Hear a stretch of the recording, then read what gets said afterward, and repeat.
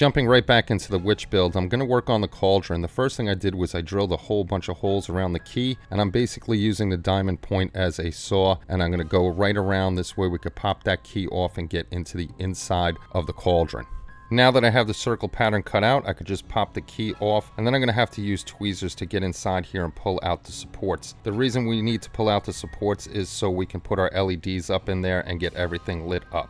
This is going to be my first attempt at the masking of the bubbles. What I did was I used Ammo by Mig's liquid mask. Unfortunately, when I started painting it, that left too many layers and left a big ridge around the painted area, and there was no way I could sand it down, so I had to come up with another method. The technique I moved over to was I used Ammo by Mig's one-shot primer. I primed up the whole piece and I let it dry to the hand touch. I didn't let it fully dry 24 hours. And what I did was I just took a Q-tip and I soaked it a little bit in alcohol. I made it damp and I sponged it off a little bit. And then any of the overspray from the Ammo by Mig primer, I just gently went around and wiped it off all of the bubbles. Sometimes it did haze up and you just go over it a little bit more and that haze comes off, and then the bubbles were crystal clear. And here's a quick look at the completed bubbles. You can see them definitely through without the primer on them. The only thing I have to do after that is touch up the flames. I just threw my phone's flashlight just to test it out and see. You can see the light coming through the bubbles on top, and then you'll be able to see the light coming through the flames on the side. Primer alone is not enough for light blocking, but once we get the black paint on there, it'll look much better. I painted the cauldron using Ammo by Mig's flat black. What I did was I lowered the air pressure on the airbrush. I got really close to the piece and I just started outlining anything. Again, I'm not worried too much about getting overspray. I can use a Q-tip with alcohol to take anything off of the clear. Here's the first layer of black done. You can see that the overspray is minimal on the flames and any parts of the primer. That'll be easy for me to clean up once I do the second pass of the black. Testing the lighting again with the flashlight, you can see with the primer on top, a couple coats, the bubbles are coming through nicely and the black is really blocking the light, so the flames are going to light up very nicely once we get our colors into the body of this piece. The next step was painting the logs. I just used a regular brown from scale 75, painted the logs, but I'm going to do a little bit more work on these. And of course we couldn't leave the tips just brown, so I used birch on the inside. This way it made it look like fresh cut wood. And then what we're going to do next after that is I'm going to use an umber wash over all the wood and the tips to make it look a little bit dirty. And here's the piece after using the umber wash on the wood. It darkened up the brown and it dirtied up the tips to give it a more realistic look. And next thing we're going to be doing is we're going to work on the top green to get that looking slimy. The first layer of paint I used was Sherwood green from scale 75, and we just painted all around the top, around the bubbles, to make it close as possible. Once that was done, I used Soul Yellow with a mix of that green and painted it closer to the bubbles to give it some life and some action. This way it looks like everything is moving. Once that was done, we took Tamiya's clear green, painted up all the bubbles because that's the color I want it to be once it's lit up, and we will be putting some green LEDs in top. This way it gets a brighter green and makes it look like action is going on.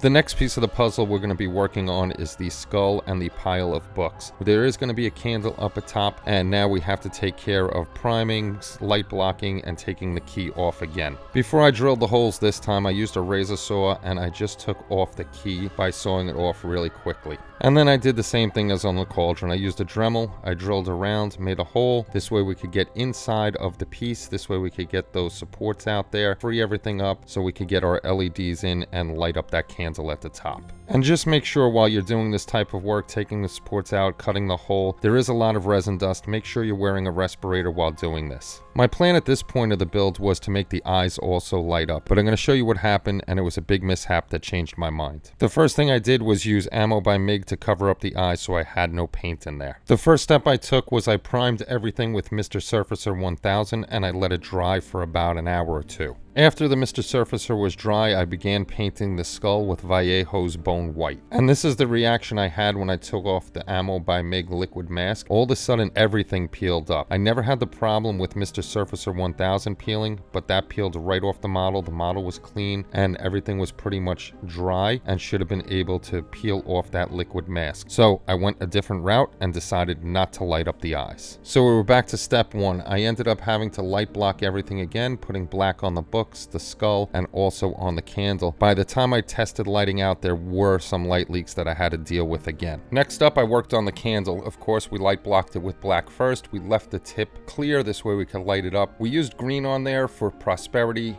and then we used the green again, except we lightened it up with a little white and tried to make it look like wax was dripping down. Once the candle was done, I started working on the books and skull. The first thing, of course, is all light blocked. There's about 2 coats of black on there, and then I used Vallejo's Bone White, and I put about 2 coats of this. Once one coat was dry, of course, then I put on the second coat. I'm going in very light coats to build up the opacity of this color.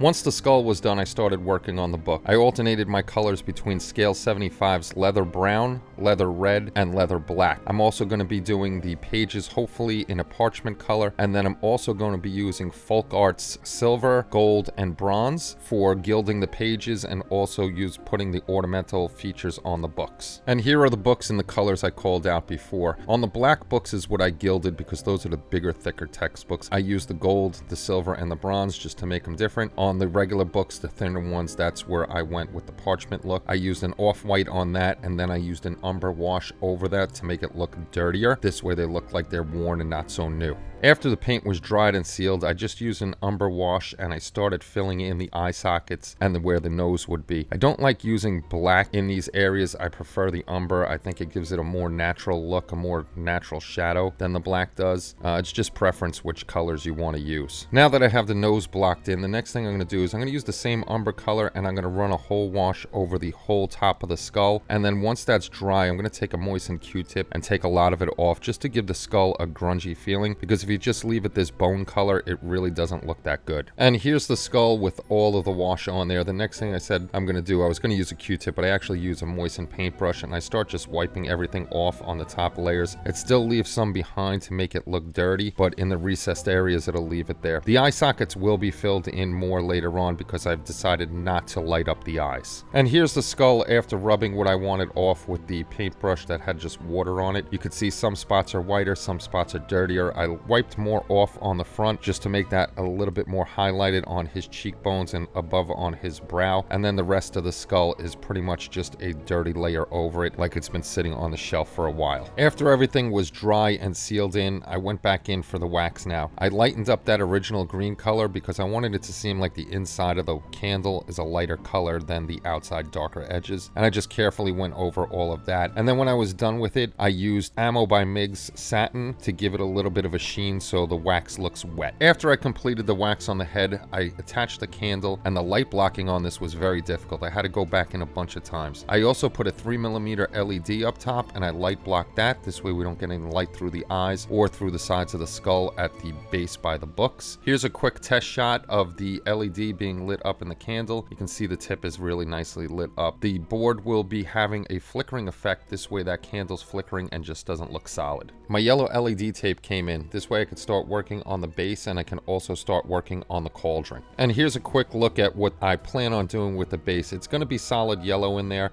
I have to build a little box to make sure that everything is light blocked, but this is how I want it. It's going to be cool lit up and a nice solid yellow light in there. And just to show you real quick what we're going to use for diffusion, I saved a milk jug. We're just going to cut out a few strips. This way we don't get those hot spots from the LEDs. And right now I'm just playing around with the yellow LEDs to see which way I want to light this up. Again, the pentacle is just going to be solid yellow, and I'm debating if I want to try to wrap it around the edge to push out the light and light everything up, but most likely what I'm going to do is cut little strips, solder them together, and put them down underneath and try to paint in between the pentacle and have that light bouncing back and forth. This way I make sure everything is lit up. Thanks for stopping by another video. I hope you enjoyed it, and we'll see you on the next episode of The Witch.